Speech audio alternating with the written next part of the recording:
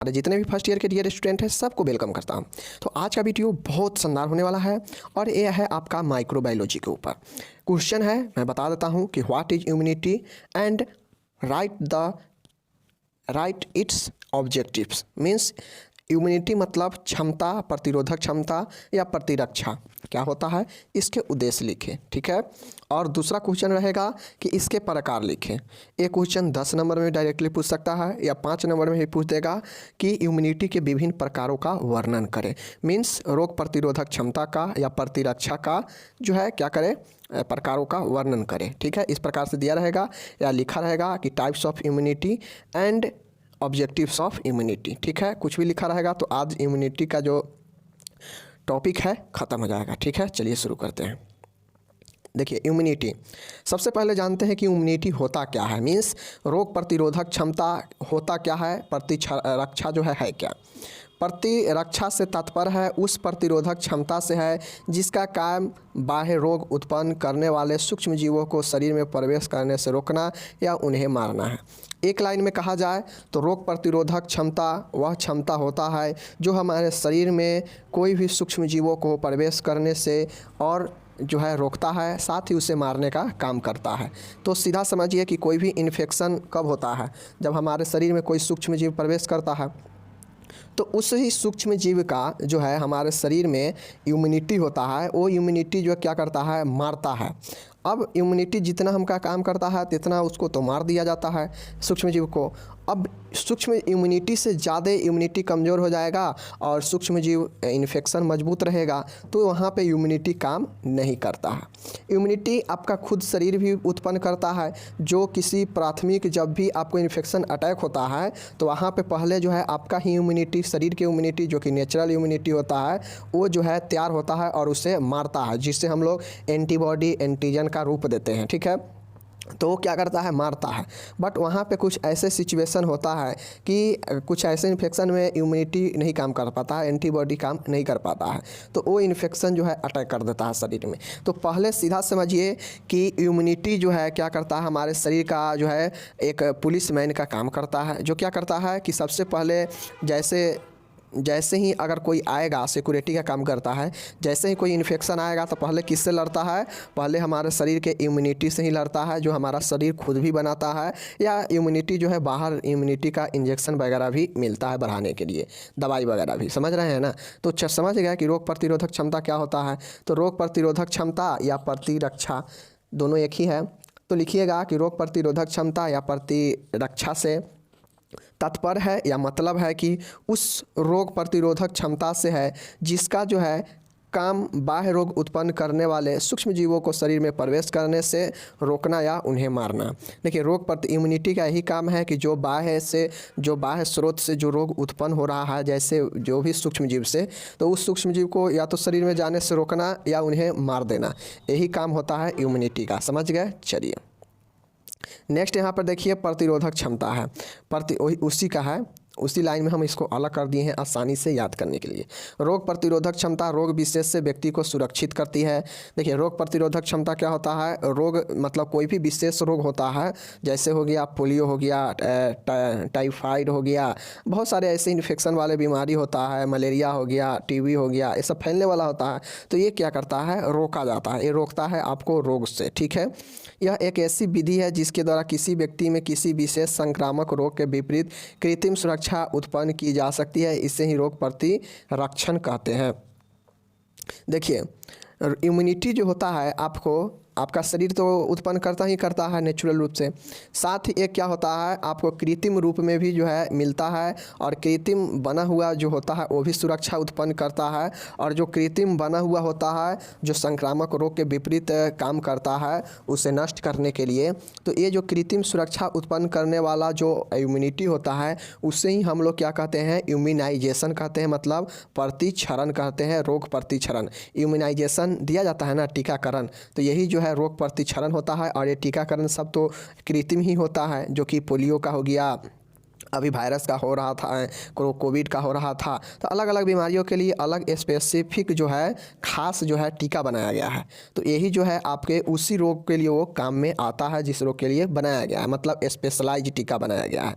तो ये कृत्रिम रूप से बना है, जो आपको क्या करता है, संक्रामक रोगों के लिए विशेष रूप से कार्य करता है, विशेष संक्रामक के लिए विशेष कृत्रिम सुरक्षा प्रदान करने वाला जो है रोग प्रतिक्षरण को बनाया गया है, मतलब इम्यूनाइजेशन को बनाया गया है, जो वैक्सीन के रूप में दिया जाता है। समझ गए?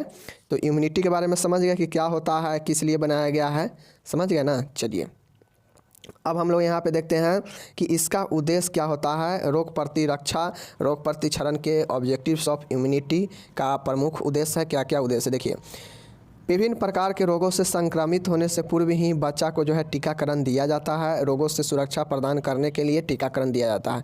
विभिन्न प्रकार के ऐसे रोग हैं जो बच्चे में टीका पहले ही दे दिया जाता है ताकि बाद में इस रोग से बचा जाए, ठीक है। दूसरा है मानव के स्वास्थ्य स्तर में वृद्धि करना। इसका एक उद्देश्य ये भी होता है कि लोगों में इम्यूनिटी बढ़ाकर, इम्यूनिटी देकर क्या करें, इम्यूनिटी स्तर बढ़ाकर मानव के स्वास्थ्य स्तर में वृद्धि किया जाएगा, ठीक है। नेक्स्ट है बच्चों में मृत्यु दर को कम करने के लिए। अब शरीर में रोग प्रतिरोधक क्षमता का कमी होगा तो मृत्यु होगा ही होगा। तो इसका काम होता है कि जो कृत्रिम रूप से बना हुआ इम्यूनाइजेशन है, प्रतिक्षरण है, उसको बच्चों को दिया जाएगा इम्यूनिटी बढ़ाने के लिए। समझ गए? चौथा है संक्रामक रोगों की रोकथाम के लिए। जो भी इन्फेक्शन वाला बीमारी है उसको रोकथाम के लिए ये इम्यूनाइजेशन बनाया जाता है, टीकाकरण वाला, ठीक है। नागरिकों की आयु दर एवं स्वास्थ्य दर में वृद्धि करने के लिए। अब जो नागरिक होते हैं उनके स्वास्थ्य दर में वृद्धि करने और आयु को बढ़ाने के लिए जो है ये चीज़ें किया जाता है, इम्यूनाइजेशन किया जाता है, मीन्स इम्यूनिटी दिया जाता है। समझ गए ना। तो ये सब जो है उद्देश्य आप जितना चाहें लिख सकते हैं कि इम्यूनिटी का क्या क्या उद्देश्य हो सकता है। शरीर में वृद्धि के लिए, शरीर में जो है एंटीबॉडी का अधिक निर्माण हो, शरीर में जो है इन रोगों से बचा जा सके, ठीक है। तो ये सब बहुत तमाम तरीके की चीज़ें लिख सकते हैं इम्यूनिटी से रिलेटेड उद्देश्य में। समझ गए ना। तो चलिए अब हम लोग चलते हैं इम्यूनिटी के प्रकार में। Describe their the types of immunity, मतलब इम्यूनिटी प्रतिरक्षा का क्या क्या, मतलब रोग प्रतिरोधक क्षमता का या प्रतिरक्षा का कितने प्रकार है। चलिए हम लोग देखते हैं, ये भी क्वेश्चन जरूर पूछेगा आपसे, ठीक है। देखिए रोग सुरक्षा या प्रतिरक्षा के दो प्रकार होते हैं। देखिए जो इम्यूनिटी होता है, रोग से सुरक्षा या प्रतिरक्षा इसी को बोलते हैं, या रोग प्रतिरोधक क्षमता, ये सब एक ही होता है, ठीक है। तो इसका दो प्रकार होता है, इंग्लिश सबका एक ही होगा, इम्यूनिटी, ठीक है। प्रतिरक्षा दो प्रकार का होता है, कौन कौन होता है चलिए देखते हैं। यहाँ देखिए प्रतिरक्षा दो प्रकार में है, स्वाभाविक या प्राकृतिक रोग क्षमता, मतलब इनेट या नेचुरल, इननेट या नेचुरल इम्यूनिटी।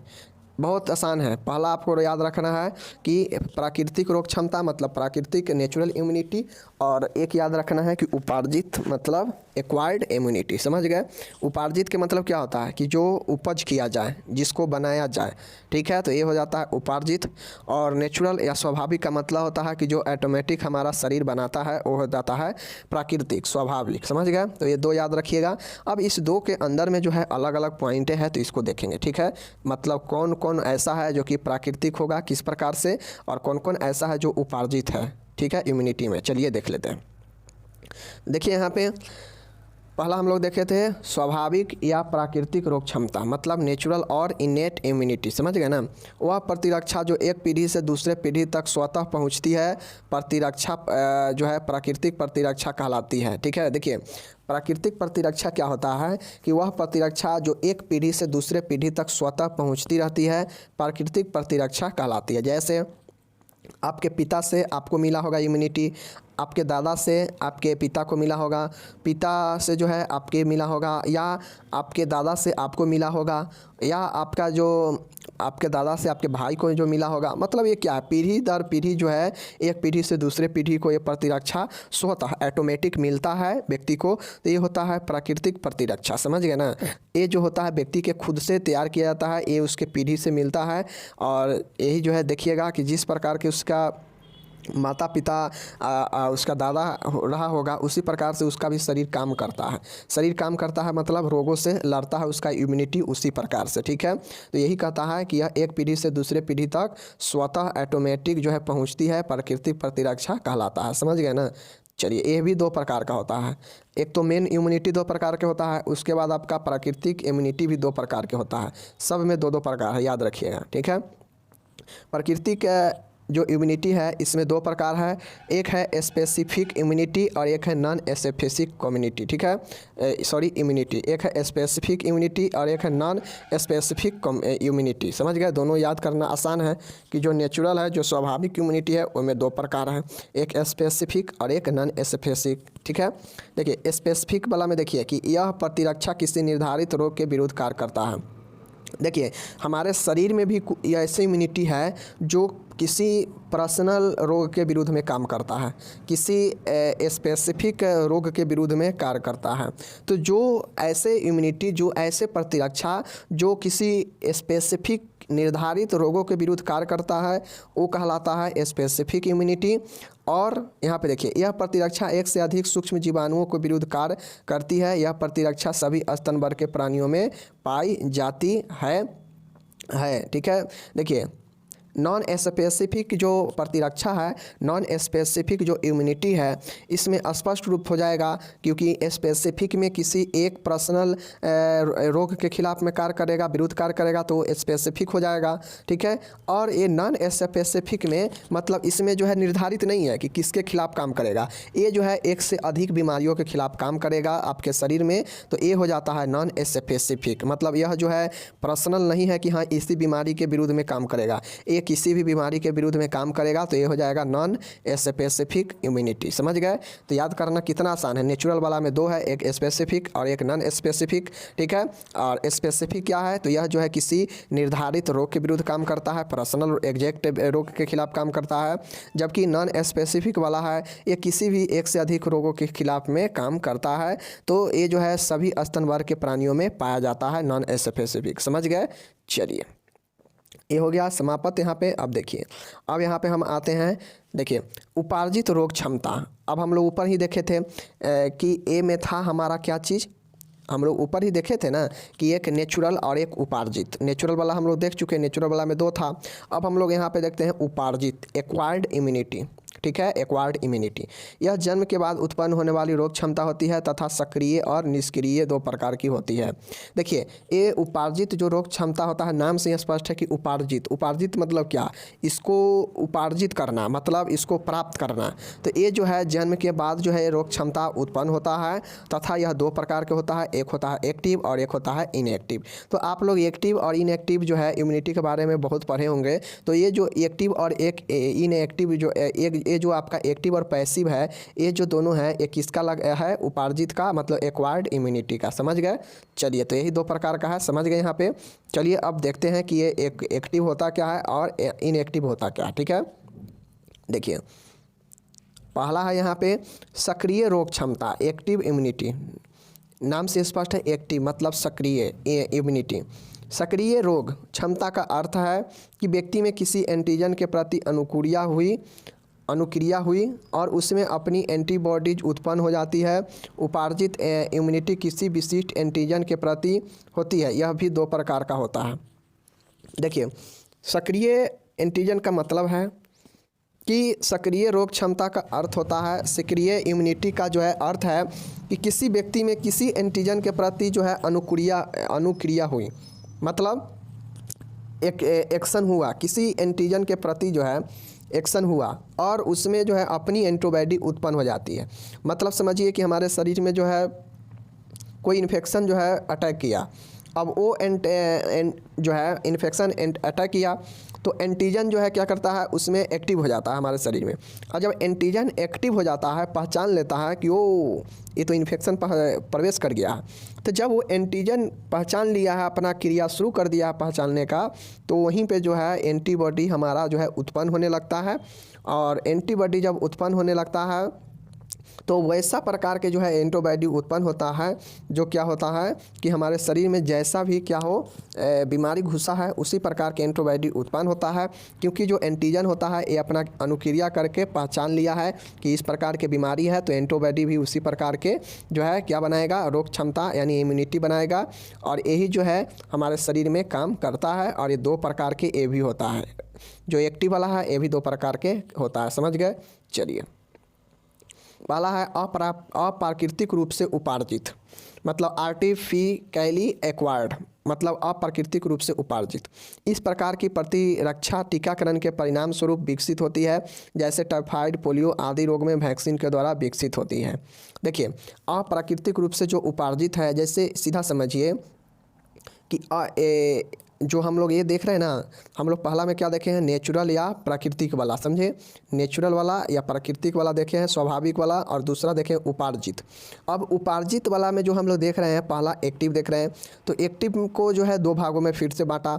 एक है आपका अप्राकृतिक रूप से उपार्जित और एक होगा आपका प्राकृतिक रूप से उपार्जित। यहाँ पे देखिए प्राकृतिक रूप से उपार्जित, ठीक है। तो ये जो है प्राकृतिक रूप से उपार्जित का मतलब है अप्राकृतिक रूप से कि जो है ये बनाया जाएगा, बनाया हुआ जो टीका होगा, जो वैक्सीन होगा, वो हमारे शरीर में लेने से किसी बीमारी के खिलाफ में काम करेगा। तो ये हो जाता है अप्राकृतिक रूप से उपार्जित। मतलब हम जो भी उपार्जित कर रहे हैं, जो भी हम बना रहे हैं, वो अप्राकृतिक रूप से है, जो बाज़ार में या हॉस्पिटल में मिलता है। बट हमारा शरीर खुद से निर्माण करता है अगर किसी बीमारी के लिए एंटीबॉडी, तो ये हो जाता है आपका क्या चीज़, प्राकृतिक। तो यहाँ पे एक्टिव वाला में क्या देख रहे हैं, अप्राकृतिक रूप से उपार्जित, ठीक है। तो यह प्रकार की प्रतिरक्षा जो है टीकाकरण के परिणाम स्वरूप विकसित होता है। जो भी वैक्सीन वगैरह देते हैं ना, उसके परिणाम स्वरूप क्या होता है, विकसित होता है। जैसे टाइफाइड, पोलियो आदि रोग में वैक्सीन के द्वारा विकसित होती है। अब ये सब जो है एक वैक्सीन दिया जाता है टाइफाइड के लिए, पोलियो के लिए। तो ये वैक्सीन जो है, वैक्सीन के द्वारा ये सब क्या किया जाता है, इसको जो है विकसित किया जाता है। तो ये होता है आपका अप्राकृतिक रूप से उपार्जित, क्योंकि यह बनाया जा रहा है, आर्टिफिशियली है, तो ये बनाया जा रहा है। समझ गए, चलिए ये समझ गए कि अप्राकृतिक रूप से उपार्जित। अब यहाँ पे है प्राकृतिक रूप से उपार्जित, ये सब हम एक्टिव वाला ही देख रहे हैं, ठीक है। देखिए नेचुरली एक्वायर्ड, समझिए, इस प्रकार की प्रतिरक्षा शरीर में किसी रोग के आक्रमण के उपरांत स्वयं ही विकसित हो जाती है, जैसे मीजल्स, डिप्थीरिया आदि रोग के उपरांत शरीर स्वयं उसे लड़ने की शक्ति को अर्जित कर लेता है। देखिए वो था क्या चीज़, अप्राकृतिक रूप से उपार्जित, मतलब वहाँ पे प्राकृतिक नहीं होगा, आर्टिफिशियल होगा। जहाँ पे वैक्सीन जो बनाया जाता है, जैसे टाइफाइड के लिए, मलेरिया के लिए, अलग अलग जो है चीज़ों के लिए बनाया जाता है ना, तो वो आर्टिफिशियली हो जाएगा। तो वो बना के शरीर में दिया जाता है किसी रोग के विशेष पर, और वो जो शरीर से लड़ता है, जो इम्यूनिटी उत्पन्न करता है, तो हो जाएगा अप्राकृतिक रूप से, आर्टिफिशियली एक्वायर्ड, समझे ना। और नेचुरली एक्वायर्ड क्या होता है, प्राकृतिक रूप से उपार्जित क्या होता है कि हमारा शरीर जो है किसी बीमारी के आक्रमण होने पर, और जब बीमारी आक्रमण करता है शरीर में, तो उसके बाद हमारा शरीर जो है खुद से जो है उसी प्रकार की इम्यूनिटी विकसित करने लगता है। तो ये जो है प्राकृतिक रूप से उपार्जित हो जाता है। जैसे मीजल्स में, डिप्थीरिया में, इस प्रकार के रोग में जो है हमारा शरीर खुद से भी एंटीबॉडी का क्या करता है, निर्माण करने लगता है, और इस बीमारी से लड़ने का जो है शक्ति हमें देता है। तो ये हो जाता है प्राकृतिक रूप से उपार्जित। समझ गए, चलिए तो ये दो समझ गए, ये दो समझ गए। अब हम लोग को यहाँ पे देखना है निष्क्रिय उपार्जित प्रतिरक्षा मीन्स पैसिव। ऊपर वाला में हम लोग देखे हैं एक्टिव। एक्टिव में दो प्रकार के था, कौन कौन था, एक था नेचुरल वाला और एक था आर्टिफिशियल वाला, दोनों को देख चुके हैं। अब हम लोग देखते हैं पैसिव एक्वायर्ड इम्यूनिटी, मतलब निष्क्रिय उपार्जित प्रतिरक्षा। देखिए एक व्यक्ति में उत्पन्न एंटीबॉडी को बीमारी के प्रति सुरक्षा करने के लिए दूसरे व्यक्ति में स्थानांतरित किए जाने को निष्क्रिय प्रतिरक्षा कहते हैं।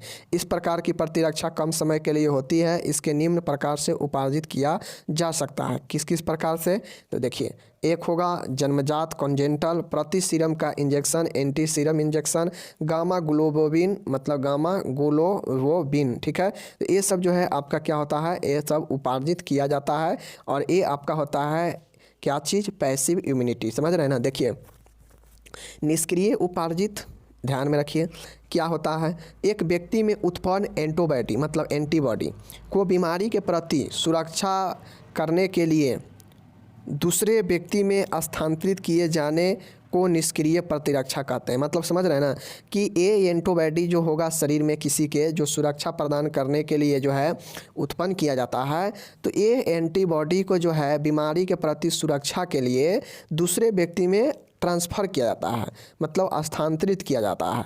यही जो है निष्क्रिय प्रतिरक्षा कहलाता है। समझिए राम है और श्याम है, राम का इम्यूनिटी जो है कमज़ोर हो चुका है, तो उसे जो है श्याम से जो एंटीबॉडी मिलेगा, श्याम से जो एंटीबॉडी मिलेगा और वो एंटीबॉडी जो उसके शरीर में जाएगा और जो शरीर से रोग क्षमता से लड़ेगा, मीन्स जो इम्यूनिटी जो लड़ेगा राम में, तो वही जो हो जाता है आपका निष्क्रिय हो जाता है। और ये जो होता है शॉर्ट टर्म के लिए होता है। इस प्रकार के जो प्रतिरक्षा होता है कम समय के लिए होता है, क्योंकि ये किसी दूसरे व्यक्ति से जो है ट्रांसफ़र किया गया है, स्थानांतरित किया गया है प्रतिरक्षा, तो ये कम समय के लिए होता है। इसका जो है इसको निम्न प्रकार से उपार्जित किया जा सकता है। इसको कैसे कैसे उपार्जित किया जा सकता है, तो जन्मजात कॉन्जेनिटल में इसको उपार्जित किया जा सकता है।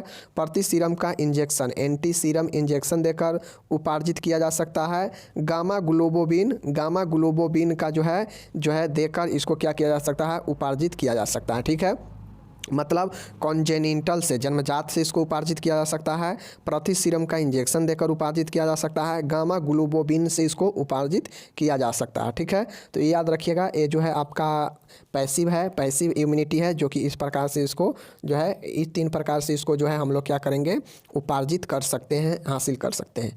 तो यहाँ पे हम लोग समझ गए कि इस इम्यूनिटी के बारे में कि इम्यूनिटी क्या होता है। इम्यूनिटी 2 प्रकार का, एक होता है क्या चीज़, नेचुरल, और एक होता है उपार्जित। नेचुरल में भी 2 प्रकार है, स्पेसिफाई और नॉन स्पेसिफाई। उसके बाद हम लोग देखे हैं क्या चीज़, उपार्जित वाला में देखे हैं। उपार्जित वाला में 2 प्रकार, एक्टिव और पैसिव। एक्टिव में भी 2 प्रकार, एक्टिव में 2 प्रकार हम लोग देख चुके हैं, एक प्राकृतिक रूप से उपार्जित और एक अप्राकृतिक रूप से उपार्जित। उसके बाद हम लोग देखे हैं निष्क्रिय। निष्क्रिय में भी जो है आपका ज़्यादा प्रकार नहीं है, बस इसका जो प्राप्त करने का जो निम्न प्रकार से जो उपार्जित किया जाएगा, हासिल किया जाएगा, तो वो 3 प्रकार है। कॉन्जेनिटल है, प्रति सीरम का एंटी सीरम इंजेक्शन है, और गामा ग्लोबोबिन है। तो इतना तरीके से याद कर लीजिएगा और आपका जो है इम्यूनिटी में अच्छा खासा नंबर मिल जाएगा। और एक बार पढ़ना चाहते हैं खुद से तो rmnursing.blogspot.com पर जाकर पढ़िए, और जो है आप इसको समझ जाएंगे, बहुत आसान है। 1-2 बार पढ़ने से चीज़ें याद होता है, समझे ना। हम वीडियो बता दिए तो आपको बहुत सारे दिमाग में आ गया, बट इसको एक बार खुद से पढ़ेंगे तो दिमाग में ज़्यादा आ जाएगा। ठीक है, मिलता है अगले वीडियो में, धन्यवाद।